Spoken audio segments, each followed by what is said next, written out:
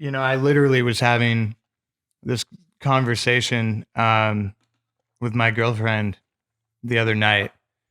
Uh, it was essentially just about work ethic and, essentially as a man, there's something innately inside of you where if you can't protect, provide, and achieve, you just don't feel like yourself or a man, right? And it's like whatever's given to you, it almost, I mean, it matters, obviously, but it's also where is that fulfillment? Where is that happiness coming from? If you're not achieving, if you're not working, if you're not helping the world in some way, doing philanthropy, getting, helping others.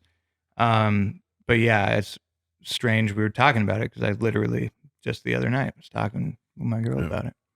Yeah, I think that's important for a man to feel accomplishment because if you don't feel like you have anything to offer anybody. Yep. It's like with me, I'm 44 years old. I'm still single, never been married, no kids. And people are always like, when are you going to settle down? When are you going to get married? When are you going to have kids? And I'm like, I don't feel like I have accomplished the things that I feel like I need to accomplish to earn those types of things.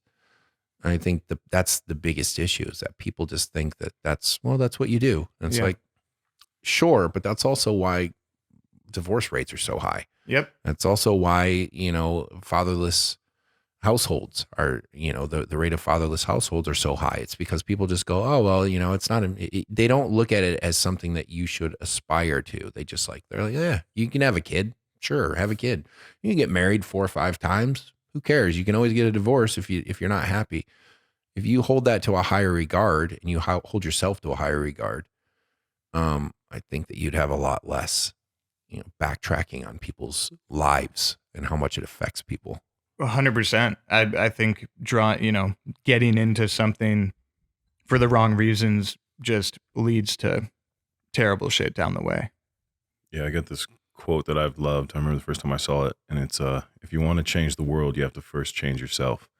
And I think what you're saying is going to resonate with so many people, resonates with me. And um, there's just so much going on in the world. And so when you say like people aren't, they're kind of not, they're using excuses, right? They're not really facing themselves, facing their trauma, their pain, dealing with it. They're projecting all this stuff and taking it out on the world instead of looking at inward and saying, for me, what I think would help heal is if people could learn to love themselves.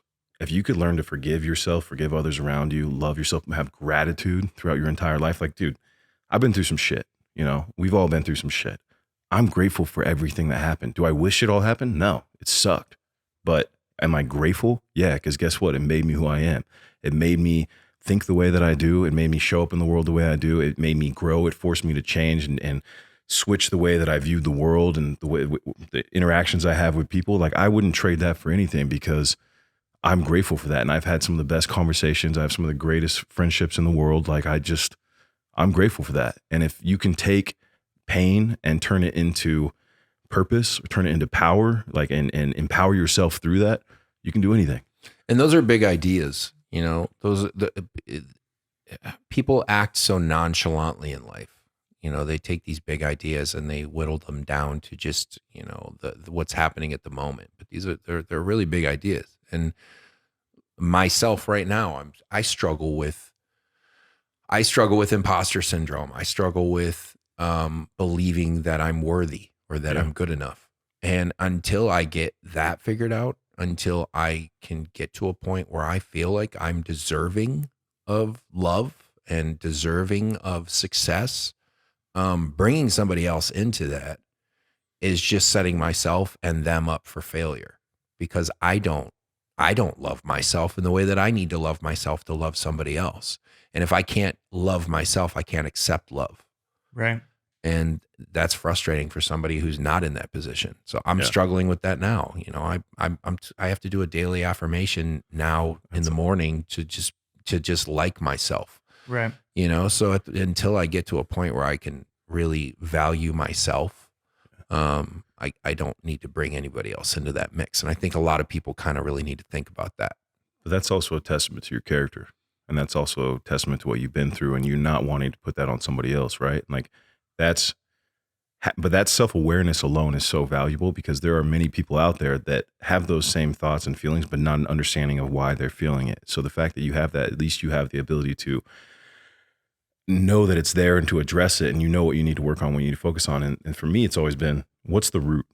Where does all of it come from? And how do we get to the root cause, the reason of it? And how do I heal that? How do I fix that? How do I change that? How do I rewire my brain so that that doesn't affect me anymore, right? And it's not an easy road to go on. And it's, no matter how many times you try something, it doesn't mean it's going to work out and be in your favor, but you can't stop, you know? Right. And you do deserve those things. We all deserve those things. And that's where, when we get into the mindset of, I am good enough, I am worthy just because I exist, you know, I might have been told and treated shitty my whole life and had it beat into me that I'm not worth shit, you know, and I don't deserve love and whatever else, but that's not the truth. You know, it's not the truth. Just because that was your experience early on, that doesn't mean it's your truth. Yeah. And I think that's what's important about focusing on men's mental health, especially nowadays, because this is probably the only time, I think, in history, societally at least, that men can express their emotions. Because throughout life, you know, people think they when you start talking about society, people, oh, the patriarchy, this, and, you know, toxic masculinity, that. For all of history, men have been told, put your fucking head down, do the work, shut the fuck up, you know, kill yourself for your family, hunt, build. We don't want to hear about, go to war. We don't want to hear about your emotions. Go to war, kill people, experience incredibly traumatic experiences, and then come home and shut the fuck up about it. Yeah. And now is the first time where men can go, hey man, I'm not okay. You know, I don't need to always fucking just go to work and bust my ass, and I die sooner than, you know, men die sooner than women because of the amount of stress that's put on them to just be a provider and all these things, which is why a lot of men run away from their responsibilities of children, right, and you know, in marriage and those things. So I think it's important to really talk about those things and to break down the barriers of men being able to be open and vulnerable, like you have been today, like I have been today, like you have been today. I think it's important. And I think that in the long run, that's one of the great things that have come out of kind of the way that society has kind of broken things down now. But it's important for, while we are able to allow men to do those things, that we allow men to still be men at the same time. It's very well said. And I totally agree. And, you know, if all you're looking at is suicide rates, it's literally like 60% of all suicides are men, and specifically white men, but men.